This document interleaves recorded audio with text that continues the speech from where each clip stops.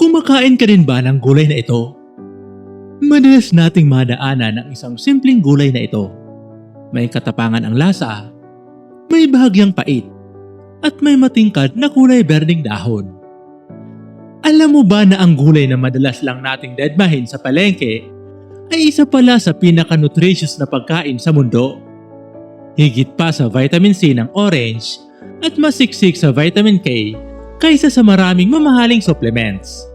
Ito ang mustasa. Sa video na ito ay hihimayin natin kung bakit isa ito sa hindi mo dapat baliwalain na gulay. Pero bago ang lahat, kung nais mong ikaw ang unang makakita ng aming mga bagong upload at makitang ilang behind the scene, mag-subscribe at sumali na sa aming community. I-click lamang ang join button. Narito ang mga dahilan kung bakit dapat kang kumain ng gulay na mustasa. Siksik ito sa vitamin K na para sa buto. Ang mustasa ay isa sa pinakamayamang source ng vitamin K. Mahalaga ito para sa pagpapanatili ng matitibay na buto at pag-iwas sa osteoporosis o paghihina ng buto sa pagtanda. Nagpapalakas ito ng immune system. Dahil sa mataas na taglay nitong vitamin C, tinutulungan ng mustasa ang iyong katawan na lumaban sa mga karaniwang sakit tulad ng ubo at sipon sa pamamagitan ng pagpapalakas ng iyong white blood cells. Nakakatulong ito pang proteksyon sa mata. Naglalaman ito ng lutein at zeaxanthin, dalawang mahalagang antioxidants na nagpoprotekta sa ating mga mata laban sa pinsala ng blue light at tumutulong na maiwasan ang paglabo ng paningin. Mayaman ito sa antioxidants. Punong-puno ang mustasa ng flavonoids, beta-carotene at vitamin E. Ang mga ito ay lumalaban sa free radicals na nagdudulot ng mabilis na pagtanda at pinsala sa ating mga cells.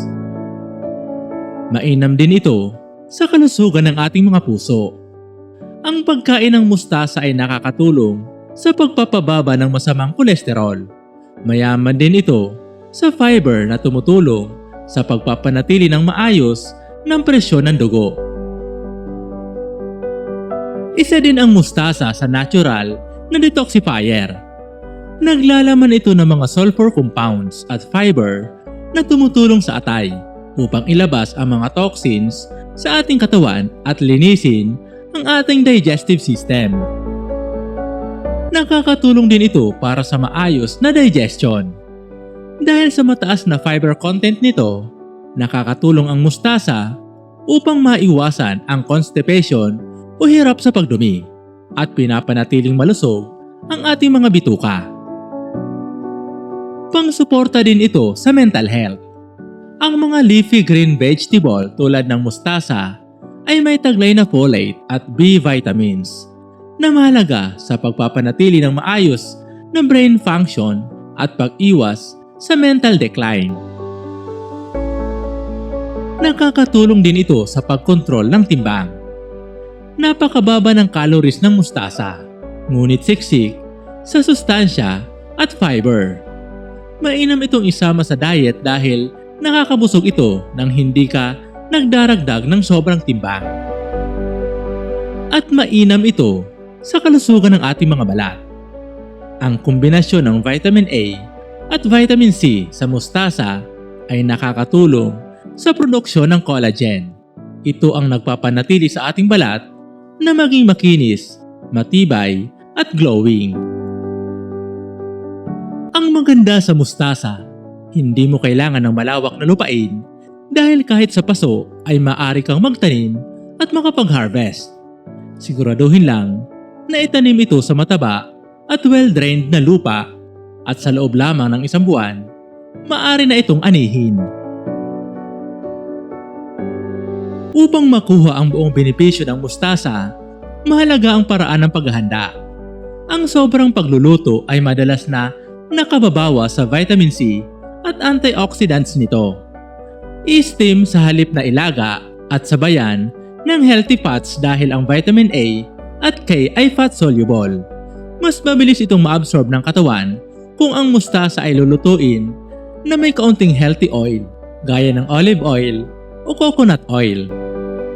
Mainam sa mustasa ang mga lutuin gaya ng ginisang mustasa na may kamatis at itlog, mustasa salad o insalada, pesang isda na may mustasa, at burong mustasa. Ang mustasa ay patunay na ang pinakasimpleng mga bagay sa kalikasan ay siyang nagbibigay sa atin ng pinakamalaking benepisyo. Mura, madaling itanim, at siksik sa sustansya. Ikaw ba, kaurban? Kumakain ka din ba ng mustasa? Anong luto ang pinakagusto mo sa gulay na ito? At ano ang masasabi mo sa halamang ito? Ibahagi ang iyong opinion sa comment section at babasahin namin ito. At kung nagustuhan mo ang video na ito, ibahagi ito sa iba para madami pa ang makaalam tungkol dito. Ito pong muli si UCL. Maraming salamat po sa panonood. Hanggang sa muli po. God bless.